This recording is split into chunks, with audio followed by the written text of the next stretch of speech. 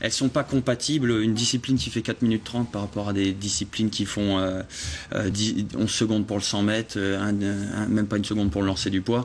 Il faut être polyvalent et à tous les niveaux, quoi. Donc, polyvalent à tous les niveaux. Est-ce qu'on peut atteindre cette perfection, Pauline, un jour, la perfection d'être bon dans toutes les disciplines? Ça, c'est pas vérifiable pour personne aujourd'hui. Non, il y aura toujours des faiblesses un peu, ouais. Ça tombe bien, moi aussi, c'est ma grande spécialité. Hein. Je parle ironiquement, évidemment, le lancer de poids, Nick, je peux comprendre.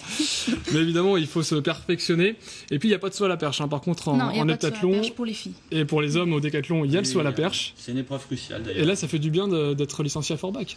Ah oui, c'est la culture chez nous, donc la perche, on en fait très rapidement. Spécialité, Julien?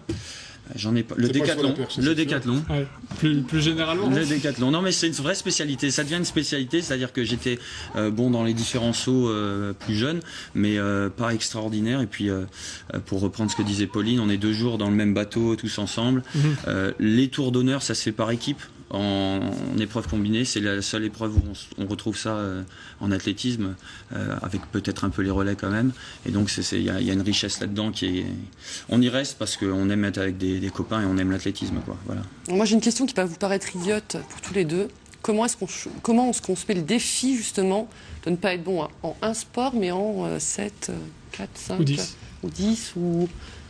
Qu'est-ce qui vous a poussé au départ, on est spécialiste. Au début, vous avez commencé par une pratique, une épreuve? Personnellement, non. Quand on est plus jeune, en général, on fait beaucoup d'épreuves, on teste un peu tout pour savoir ce qui nous plaît le plus. Exactement, ouais. Et après, personnellement, moi, j'ai pas voulu me spécialiser dans quelque chose parce que je trouve que l'entraînement après, c'est plus tout le temps la même chose. Si on fait que de la longueur, on saute, on court, on saute, on court.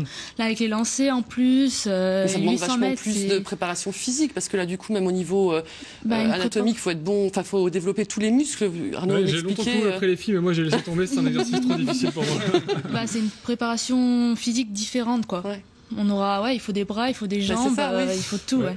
Ok, bon, on passera pour les autres. Compris, Arnaud? Alors, la perche, on va revenir à l'exemple concret de la perche, parce qu'évidemment, c'est une discipline qui m'attire particulièrement. J'ai déjà essayé et c'est très difficile. Quand on regarde les champions, ça paraît tout simple. Comme souvent, en athlétisme. Et là, franchement, je crois que je ne passe même pas 1 mètre à la perche. Hein. Donc, on voit que, par exemple, Marion, qui est au club de Thionville-Lutz, passe 4 mètres, c'est hallucinant. Et c'est une discipline qui est en phase de féminisation, on va dire. Et ça a été apporté par notamment Elena Zimbayeva il y a quelques années.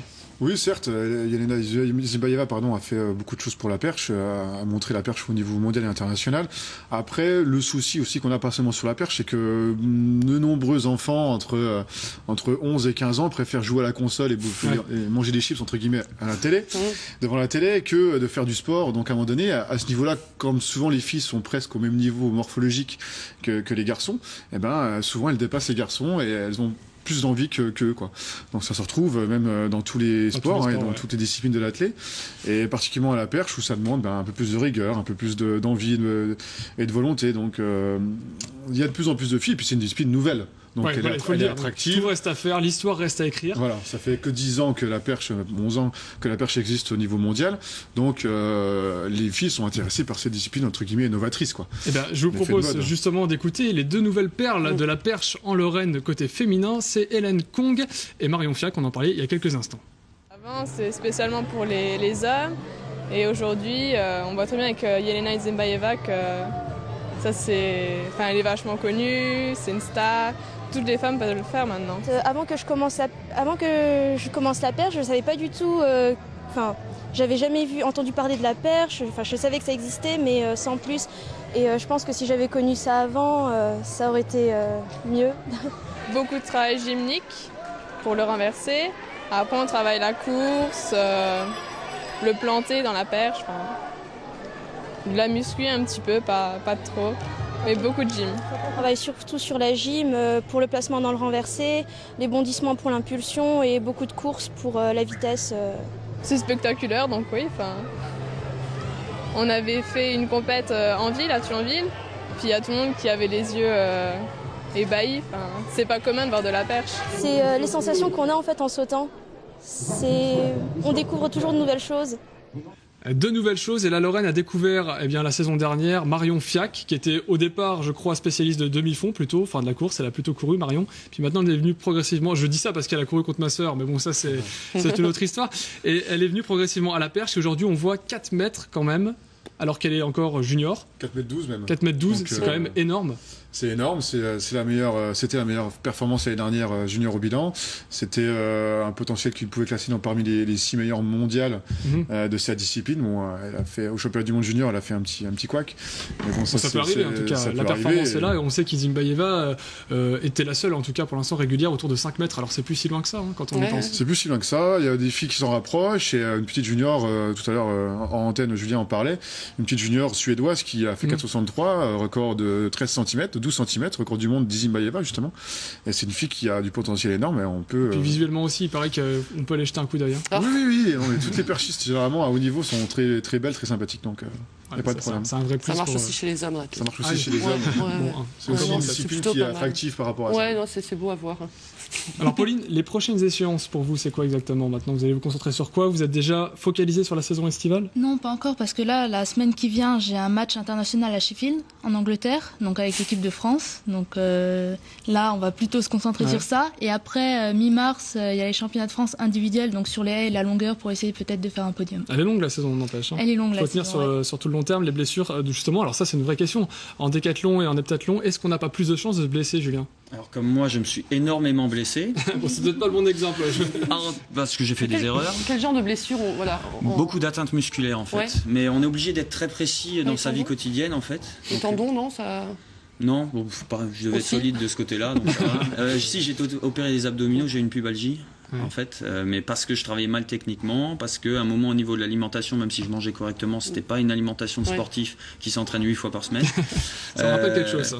Et aussi, je pense au niveau de l'entraînement, il y a des lacunes. C'est pour ça que dans la préparation physique que je leur propose, c'est d'abord une approche prophylactique, donc on évite les blessures. Un athlète qui se blesse pas, enfin moi j'ai raté ma carrière je pense, mais un athlète... Faut pas dire ça. Oh si, je pense quand même. À cause de ces blessures À cause de toutes ces blessures à répétition. L'athlète qui se blesse pas, à terme, il sera performant. Et donc si on part de ce point de vue. Là, ça fait un an d'entraînement. Pour l'instant, pas de problème, tout va bien. On gère, ça se passe bien. En tout cas, on peut vous souhaiter de continuer dans ce registre. Pour terminer, Jean-Baptiste, un mot sur les prochaines échéances concernant le club de Forbach. Il y a un grand meeting qui se prépare cet été. Oui, un grand meeting qui se prépare encore. Alors, on va essayer de surfer peut-être sur la vague de Barcelone, même si on va avoir peut-être plus de mal, puisque le budget reste le même, mais le nombre d'athlètes médaillés est un peu plus grand. Et de Bercy, puisque le championnat d'Europe en salle. On verra ce que l'équipe de France donne. Donc, mais on va essayer d'avoir toujours quelques têtes d'affiche comme Renaud Lavillenie, Romain Ménil, Leslie Jones, et puis on peut Myriam Soumaré qui était là l'année dernière également. Ça fait arriver. Championne d'Europe du 200. Et puis peut-être Christophe Lemaître, on ne sait pas. Bon, tout ça, ça fait beaucoup. On verra si on aura l'assise budgétaire pour le faire. Mais dans tous les cas, c'est sûr que le 29 mai 2011, à Forbach, au stade du Schlossberg, on aura encore une belle fête de l'athlé et encore plein de choses à faire. Derrière, on a encore plein aussi de petites manifestations qui s'organisent. Les championnats de Lorraine épreuves combinées. Donc là, le meeting au centre-ville. Le Masters de perche au centre-ville, pareil, le 29 juin. D'autres animations chez les plus petits, chez les plus grands. Le mois de mai et mois de juin à Forbach sera bien animé. Forbach vous suit? La ville de Forbach est avec vous? Oui, la ville de Forbach suit très bien sportivement au niveau des installations. Parce que justement, M. Hadis nous disait la semaine dernière que Metz avait beaucoup contribué à l'athlétisme. Donc à Metz, est-ce que Forbach aussi vous soutient? Le Forbach et puis en général le conseil général, les institutions régionales. Donc sans eux, on peut pas faire grand-chose. On espère avec les évolutions qui arrivent qu'on ne sera pas trop lésé au niveau du sport et des subventions financières. Sinon, ce sera la mort des clubs et la mort des événements. Le club, sinon, comment c'est très compliqué. L'athlétisme, qui a souvent été sport olympique numéro 1, on s'est reposé sur les institutions. Aujourd'hui, avec la crise, elle est là pour tout le monde. Il va falloir système de sponsors ou de... comme en Allemagne, il y a des clubs qui sont affiliés à des boîtes privées. Il va falloir un semi-appel à l'aide que je fais là. L'athlétisme risque de mourir. Même en Lorraine, on a des difficultés pour garder surtout là, on tire la sonnette d'alarme. Les sportifs de haut niveau, on a du mal à les garder, tout simplement parce qu'on ne peut pas faire le poids. Alors les mairies, elles mettent derrière. Pour une des grandes villes, c'est bien, mais la culture... Forbach est une terre d'athlétisme, une vraie terre d'athlétisme. Ça coûte combien un équipement? Enfin, quand je veux dire un équipement, il y a la perche. J'imagine pour vous, le club, ça vous nécessite aussi un investissement matériel. Une perche, c'est 600 €. Bien sûr, après ça dépend. Déjà, oui, 600 €. On a presque 50 perches au club, donc il suffit de faire le calcul. Mais aussi tout ce qui est derrière, les déplacements, les réceptions, les organisations. C'est énorme en termes de budget, comme aussi d'autres structures, d'autres clubs. De choses à évaluer, en tout cas. Beaucoup de défis sur cette année 2011. Je vous permets de vous arrêter parce qu'il faut enchaîner. Max Sport encore très riche. Merci à vous d'avoir été sur ce plateau. Et puis à très bientôt. Bonne chance pour la suite. Bonne chance pour les prochaines éditions sportives.